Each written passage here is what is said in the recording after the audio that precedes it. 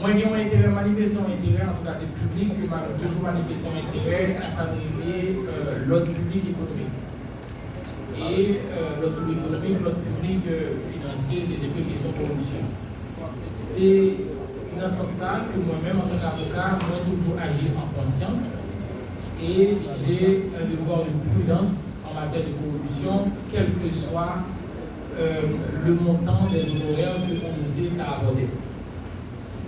C'est par rapport avec le devoir de conscience ça, j'ai en conscience, et le devoir de prudence ça. J'ai été contacté depuis Paris par le conseiller président, M. Emmanuel Berthier. On a analysé le dossier. Les filles analysées m'ont dit que moi accepté pour moi capable, il y a un symbole de porteur de la vérité, en tout cas en tant qu'auxiliaire de la justice, pour aider la justice de la vérité dans le cadre de ça. Nous allons aller droit au but. C'est vrai qu'il y a des allégations qui reprochaient à trois conseillers, dont mon client, conseiller président Emmanuel Berthier. Nous avons attendu que nous gagnions que l'ULCC a joué un rôle de vigie, même par prévention, pour aider la société à jouer en vérité dans le cadre de ça. Mais malheureusement, nous jouons une institution qui, par la constitution pareil, mais sont institutions qui qui substituent avec toute juridiction qui gagne dans la chaîne pénale là. Il tourne un enquêteur, il tourne un parquetier. C'est-à-dire que le parquetier, tout le monde connaît que le parquet, c'est le serviteur de la vérité. Il transforme en cabinet d'instruction, il qualifie l'infraction. Que nous avons gens connaissent des créables autour de ça. Et l'ULCC allait plus loin, il condamné et trois conseillers dont mon client. Donc, nous rejoignons un rapport, le rapport au jugement. Par respect pour l'ULCC à toute autorité qui a dirigé, nous n'avons pas de devoir pour nous appliquer nos salariés en défense de rupture contre l'autorité ULCC, mais nous-mêmes nous avons le devoir pour aider la justice de la vérité. Pour qui ça, c'est peut-être ça aujourd'hui. Nous déposer, et nous avons que par contre, si nos parents nous va mettre à la disposition d'un document récapitulatif de requête que nous déposons dans le parquet près du tribunal de première instance de Port-au-Prince. Une requête qui a 13 pages, qui aidait, en tout cas qui proposait, pour M. Emmanuel Berthier, il proposait pour aider le parquet à jouer une vérité. Qui s'est passé? La personne poursuivie, jusqu'à présent que le conseiller président Emmanuel Berthier n'est pas encore poursuivi par la justice, il y a une enquête qui a cheminé au parquet. Maintenant, c'est le parquet qui va décider est-ce que lui-même, M. Emmanuel Berthier a bien qualité de personne poursuivie, mais à ce jour, il n'a pas qualité de personne poursuivie. Mais, au niveau de la justice, bon principe, ce n'est pas seulement le parquet en tant que serviteur de la vérité qui gagne pour chercher la vérité en tout. Mon poursuivant, il doit pour participer, ça veut dire la participation à l'enquête pénale. Il faut participer, il faut le proposer pour dire, monsieur le commissaire du gouvernement, mais côté ma orientation pour faire vérité. C'est dans le cadre de ça, nous déposons une requête par le biais de M. Berthier, il dépose une requête par le biais de son conseil, qui c'est moi-même, jusqu'à présent, en tout cas moi-même. Il dépose une requête pour capable de démontrer le parquet en grosso modo, mais qui point que nous voyons que qui a affaibli justice, justice pénale particulièrement. Dans ça, nous relevons, nous faisons un résumé, récapitulatif, que nous relevons 5 points. La première chose, c'est que c'est regrettable que l'ULCC et ça sont faits, peut-être que sont faits, on fait d'annonce, ils vont faire effet d'annonce, pour côté nous, il va choquer tout le monde. ULCC, le directeur général de l'ULCC, était en conflit d'intérêts dans le cadre de ce dossier. Je vais expliquer qui ça. Ce conflit d'intérêts s'explique par quoi? C'est regrettable. L'ULCC est mon avocat. Donc, pas oublier que le directeur général de l'ULCC, pour qui j'ai beaucoup de respect, il est propriétaire d'un cabinet d'avocats qui est Expertus firme d'avocats. Ce cabinet, jusqu'à présent, les regardé sur les réseaux sociaux, et même dans l'acte officiel, parce que c'est ce cabinet qui représente les intérêts de Mme Martine Moïse, dans le cadre du dossier de Jovenel Moïse. Et le cabinet, ça, la publié, fait publication, diffusion sur les réseaux sociaux, nous toujours que la honoré par des notes élogieuses envers son directeur général, c'est que le directeur général du cabinet, c'est M. Hans Joseph, qui est directeur général de l'ULCC. Mais curieusement, dans tout acte que le cabinet a constitué, qui est-ce qui signe acte le tout? C'est un autre avocat, un confrère, à qui je porte beaucoup de respect, c'est mon aîné et qui est très compétent. Ma présidente encore pour qui je porte beaucoup de respect, c'est M. Wilson Estimé, qui signe notre acte expertise, qui constitue pour le cabinet Martine Maurice. Et bizarrement, et c'est regrettable que d'assister ça dans un état de droit, même M. Wilson Estimé, mon confrère, mon aîné, que je respecte beaucoup, c'est lui-même qui constitue pour Raoul Pierre-Victor dans le cadre de dossier devant l'ULCC.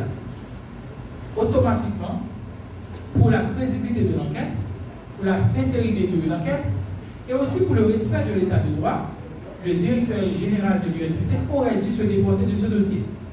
Vous dites, écoutez, enquête n'a pas crédible encore. L'impact de crédibilité va dire que le directeur général aurait été soudoyé. Ce n'est pas ça que je dis. Parce que, il y a un conflit d'intérêt. Et qui ça conflit d'intérêt? Un conflit d'intérêt, c'est que il y a une opposition entre deux intérêts. Ces deux intérêts opposés parce que le directeur général il a un intérêt privé par rapport parce qu'il y a une collaboration libérale régulière avec les personnes estimées qui en opposition avec mon intérêt privé à moi-même client non parce que il y a un conflit d'intérêt qui est avéré parce que le conflit d'intérêt pas oublier le conflit d'intérêt est d'ordre public. Le conflit d'intérêt, on y a des gens qui veulent dire mais le directeur général est en incompatibilité. Il va avocat encore, mais non, c'est pas ça. Parce que le conflit d'intérêt, le secret professionnel et le conflit d'intérêt s'étend à l'ensemble du personnel du cabinet. Même le c'était un simple secrétaire qui est dans le cabinet, même Hans Joseph, en fait, dans le cabinet expertise Fimnan, un simple secrétaire. Si simple secrétaire, ça c'était un proche, M. Raoul Pierre, automatiquement, M. Hans Joseph, Luc Joseph, est supposé déporter le dossier parce que le conflit d'intérêt avéré. Maintenant, et là encore, en tout état de cause, quel que soit le conflit d'intérêt retenu par le parquet ou pas, de toute façon, tout le monde connaît que le commissaire du gouvernement, l'actuel commissaire du gouvernement près du tribunal de première instance, M. Lionel Constant Bourgoin, donc lui représenté pour garantie pour la justice en Haïti, en tout cas au niveau de la juridiction de Port-au-Prince. Ça pour la donne, la comprendre et connaître et maîtriser même mieux passer à Boucayo, la question, la notion de profit d'intérêt.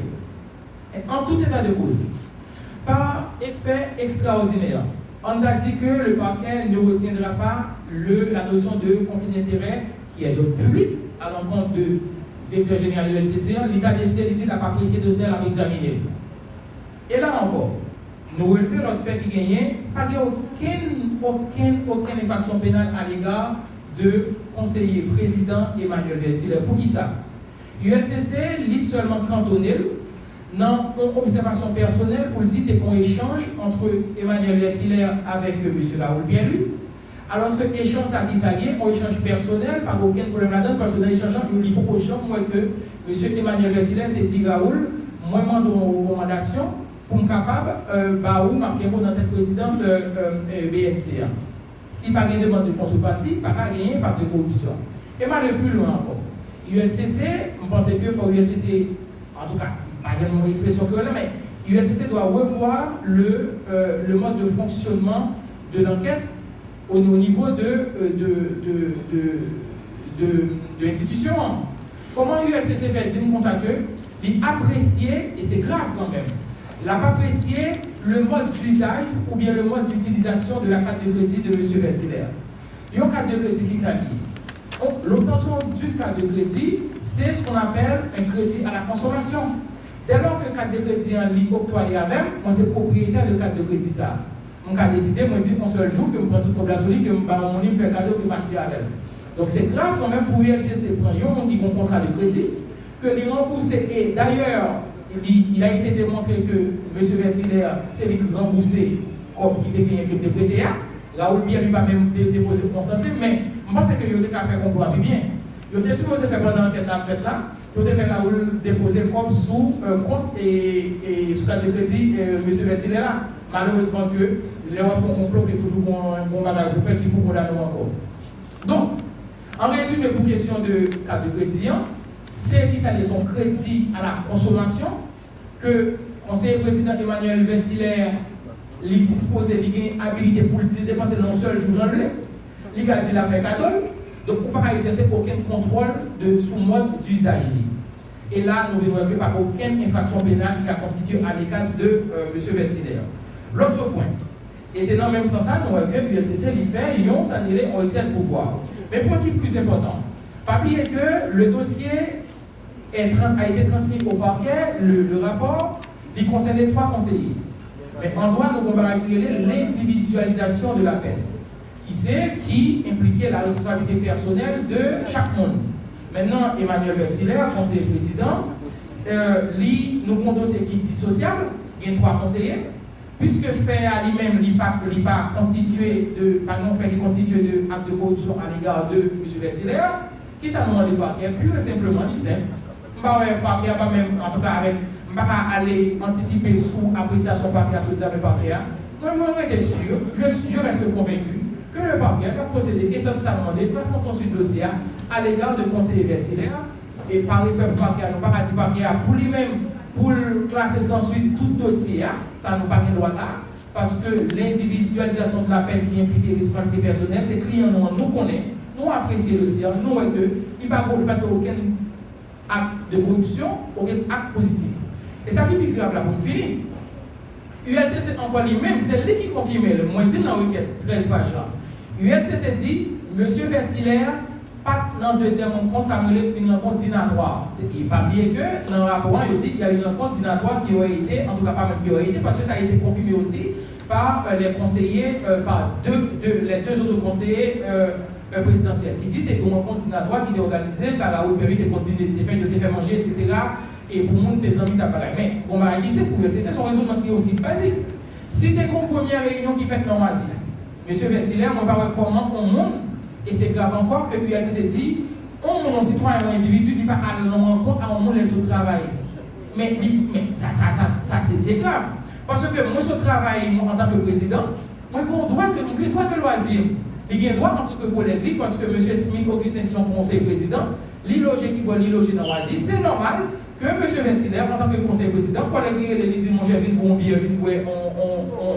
on va en discuter autour de verre de vin, c'est normal qu'il ne s'est pas privé de droit ça.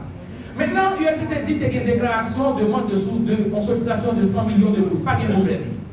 Mais, mon raisonnement qui est basique pour l'ULCC d'affaires, c'est un conflit demande de 100 millions d'euros qui est fait en présence de Ventilaire. Anti-Ventilaire, peu importe que tel demande dans tes faits. Mais si qu'on deuxième demande qu'elle fait, non, ils vont organiser un dîner, un dînatoire. Et dans la rencontre ça, il est dit, en tout cas, ils prétendent que bon, Dr Gérald Gilles t'a insisté pour faire demande encore. Donc l'éclair, c'est parce que dans la première demande, soit Ventilaire pas même dans les mêmes, soit que monsieur Raoul Pierre pas même dans les demandes, même parce que c'est demande réitérée.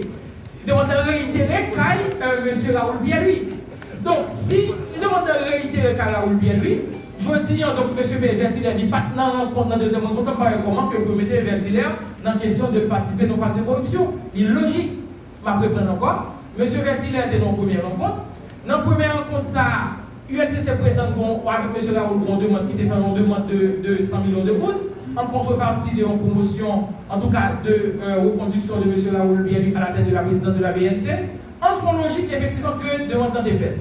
Mais si demande dans des faits, pas hypothèse demande dans des faits. Donc, si on doit essayer de rencontrer ULCC qui dit, c'est pas moi-même, selon ULCC a affirmé qu'il y a eu qu'il y a eu une rencontre dînatoire. Il aurait eu une rencontre dînatoire qui aurait été organisée à l'initiative de M. Raoul Bielu à son domicile pour capable finaliser la question de pacte de corruption. Mais une question pour ULCC, c'est à poser tête libre. C'est si première rencontre est faite, demande est faite, deuxième rencontre est faite. Donc c'est parce que M. Raoul Bielu ne soit pas attendé question qu'on vient de déballer du tout. Soit M. Raoul te fait silence, soit pas de demande qui est faite du tout. Maintenant, si demande réitérée, c'est parce que pas de demande qui est faite du tout, mais Raoul pas attendé. Mais M. Ventilaire pas dans deuxième rencontre ça.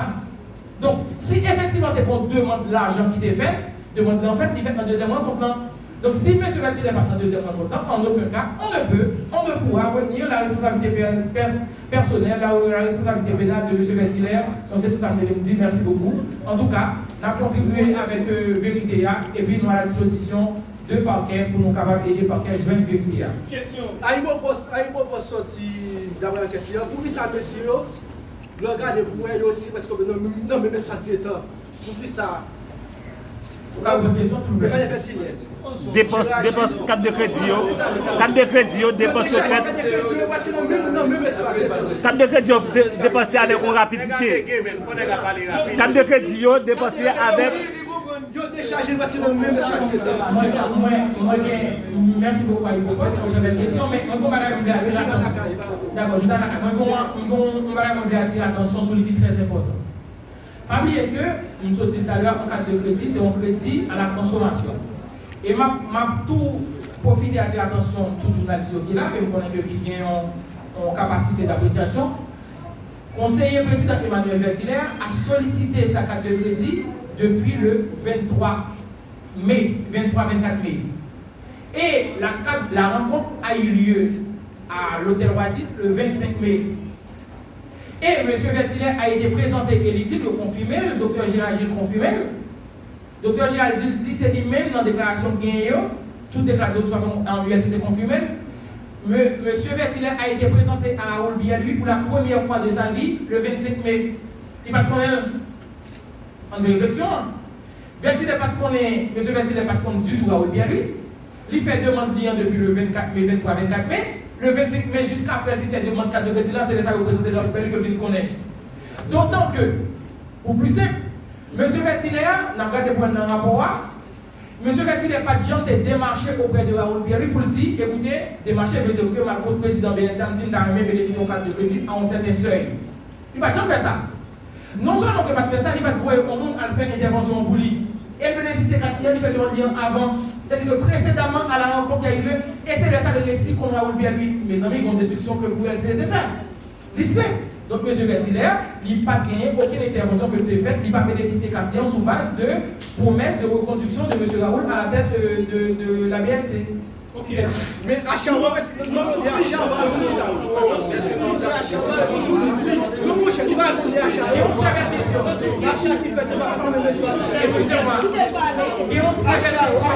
y a une très belle question que le journaliste Vision 2000, une très belle question que je posais que moi, je développé dans le Canada. S'il vous plaît, moi, développé dans le Canada. C'est une très belle question. Journaliste Vision 2000 pose une question, il dit est-ce que par exemple trafic d'influence?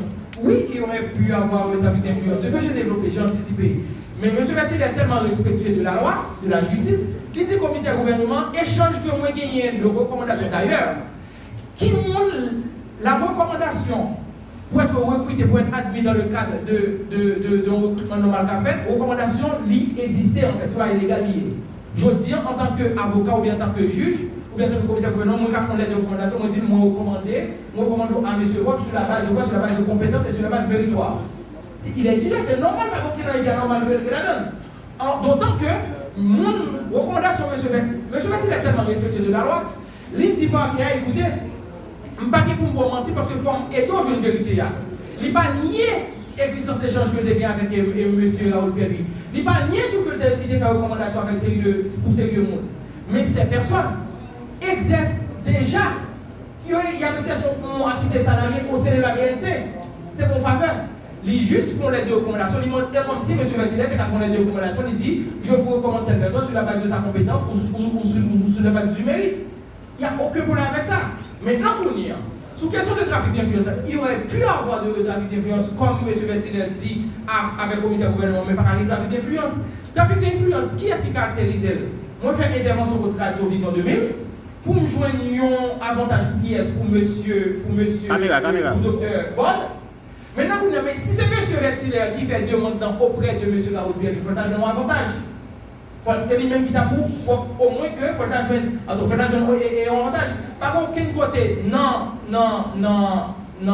rapport qui dit et nous expliquer le côté que M. Vertilaire lui-même il joue un avantage de la part de M. Raoul Bialuy. Et, qui est très important, c'est que pas maîtriser, c'est bien dommage. En matière de corruption passive, attention, en matière de corruption passive, ce n'est pas seulement la question de. Pas gagner la question de. Et moi, c'est-il présomption de culpabilité. Non. Loi 2014, là, qui publie le 9 mai 2014, elle dit créer on seul côté qui a une présomption de culpabilité, c'est non en matière d'enrichissement illicite. C'est seulement pour nous. Si c'était intelligent, il n'a pas de sous compte, en tout cas, il faut garder sous compte Vertilaire pour voir est-ce que Vertilaire, son aide qui possède des millions par rapport à salaire que lui-même, avantage salaire que lui-même que lui disposait légalement. C'est là ça ISS va dire écoutez, par rapport avec salaire, M. Vertilaire, il gagne en tant qu'avantage privilège, etc. Mais il y a 2-3 millions de dollars sur compte. Donc maintenant, il y a un enrichissement illicite qui peut-être a découlé de questions de trafic d'influence, mais pas de trafic d'influence. Et nous développer, nous aider, en tout cas, nous contribuer avec vérité parquet à chercher.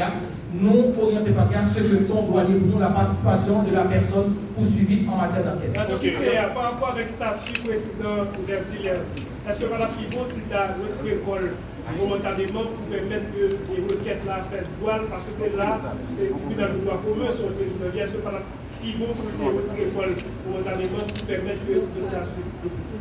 Mais moi, je comprends une préoccupation avec sa crédibilité de CPTR, mais on va comprendre tout. Si c'est la justice, parce que faut nous apprendre à quitter l'institution de travailler ou bien quitter que, et moi toujours dire, même dans le cadre de position on prend, la solution, la question de trois conseillers, la solution doit être juridique.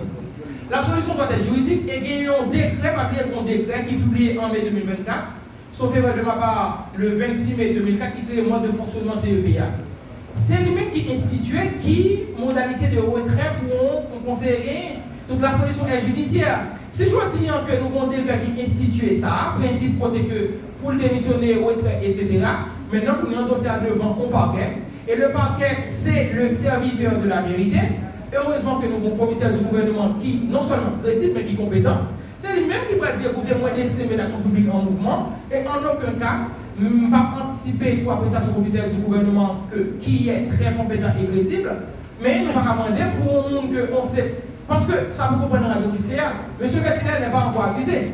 M. Vertilaire, il a un dossier aller dans le parquet, c'est le parquet qui a pas décidé pour dire écoutez, parce que c'est le parquet qui dispose des prérogatives de l'action, de la mise en mouvement de l'action publique.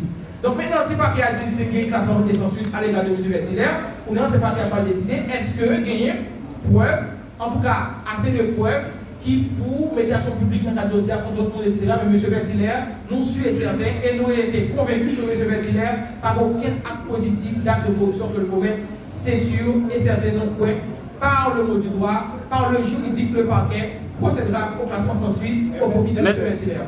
Mais tout le temps, trois messieurs recevoir 4 jours, presque dans la même période, et on commence à acheter sur eux dans la même période là, jusqu'à ce que le devise bloquer 4 jours. Dans la même période, nous recevons 4 jours, et on commence à dépasser dans la même période là, ensemble. Ce qui doit être retenu, en tout cas, ce qui devrait être retenu pour Radio Méga, la demande, et c'est ça, avec peut-être qu'on va attendre bien, la demande de M. Vertilaire a été réalisée le 23 mai. Il fait il va toujours prendre Raoul Pierre-Louis. Et non seulement on va prendre Raoul Pierre-Louis, c'est pas lui qui dit ça, c'est M. Raoul Pierre-Louis qui dit que le va reconnaître que le va prendre Vertilaire du tout. Et c'est M. Raoul Pierre-Louis qui affirme devant l'ULCC qui dit que Raoul Pierre-Louis a été, M. Vertilaire a été présenté à lui par un autre collègue de notre ami. Donc, si raisonnement, si pas qu'on Raoul Pierre-Louis du tout, il était devant lui, donc il était devant les lumières, ça ne peut pas penser à rien du tout, parce que le pas qu'on Raoul Pierre-Louis du tout.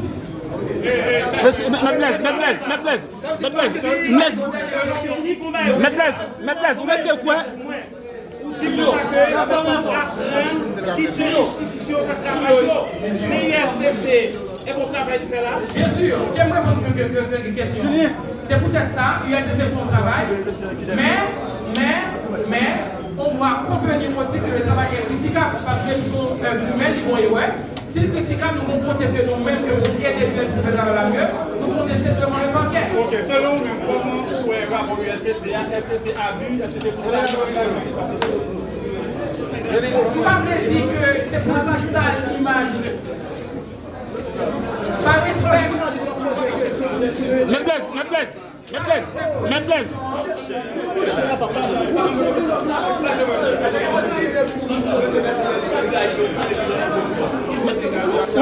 On va laisser. On va sortir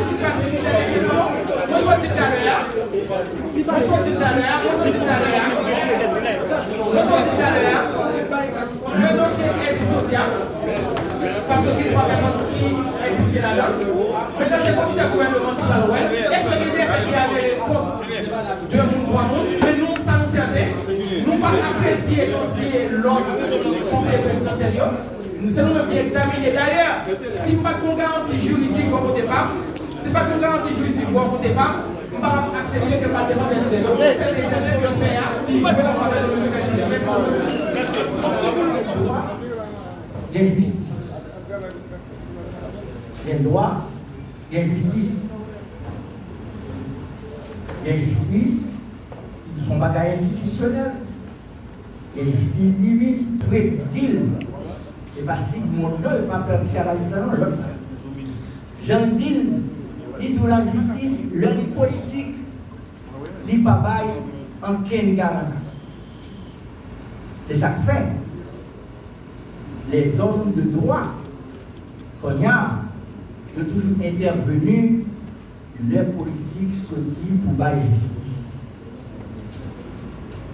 Je dis là, dans une situation politique que tout le monde est chaotique, nous n'avons pas besoin de faire toute littérature.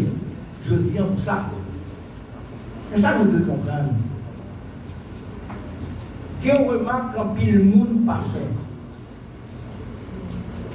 Depuis l'ère post-duvalérienne, depuis 1986, est-ce que vous connaissez la première fois que la classe politique là prend règne pouvoir? Depuis 1986, bon système qui chita sous influence géostratégique, influence économique, qui créait, ça décalait, un parachutage permanent sur l'échiquier politique.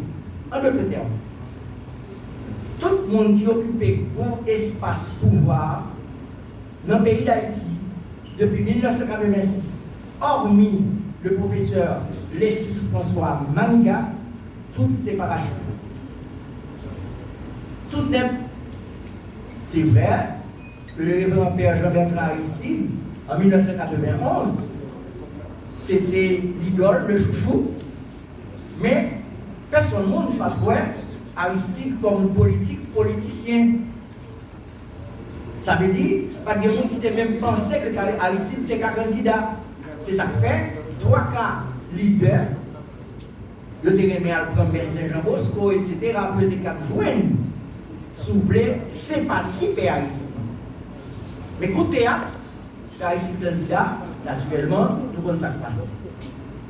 Mais depuis que Aristide fini, il faut coup d'État, etc., nous vivons une seule bagage, parachutage. Préval, parachuté. Martelly, ce côté sorti, bim, il tombait, parachuté. Jovenel, personne ne m'a connu, parachuté. Ça veut dire, classe politique là, c'est toujours comme colorant. Ils utilisent soit pour faire la galerie marché, soit pour plaire à certains intérêts, inavoués et inavouables, mais en fait, ils n'ont pas jamais occupé tête pouvoir. Je veux dire, au concours de circonstances, fait que c'est classe politique là même qui occupait tête pouvoir, à savoir que sorti dans la famille La Valasse, Petit Dessalines, que sorti dans Mopol, que sorti dans 37, 30 janvier, etc., sont une coalition d'hommes et de femmes politiques qui, je tiens, dans tête pays. Quel problème ça pose? Ça pose un problème pour le système. Ça pose un problème pour la stratégie qui était là, qui était mise en place pour le parachutage. Là. Je dis, je ne vais pas mettre au pouvoir, sur concours de circonstances. Je ne vais pas dire, mon cher, quand tu as passé, c'est monter dépenser l'argent pour donner pour moi. Aïe au pouvoir pour moi.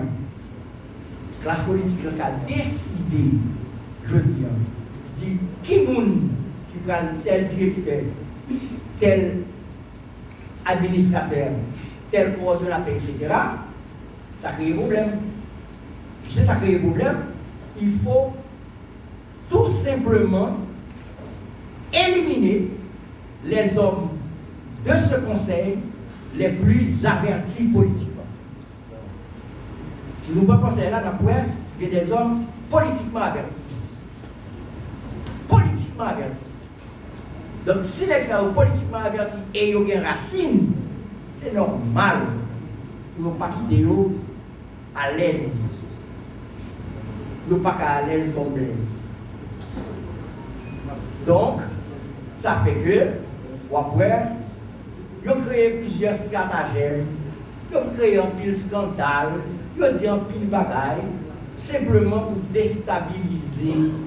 Ce n'est pas le conseil seulement que j'ai déstabilisé. Ce n'est pas une stabilité seulement que j'ai créé. Non! C'est parce qu'il oublié qu'il faut un contrôle systématique de monde qui a dirigé le pays.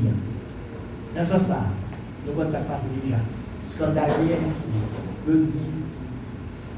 Bon, qu'est-ce qu'on n'a pas dit? L'oublié, par exemple, tu as gagné combien de milliards de dollars Petro-Caribé. L'oublié, par exemple, tu as gagné combien de milliards de dollars CIRH. L'oublié, par exemple, que les caisses de l'État, combien de monde qui gargotait les caisses de l'État.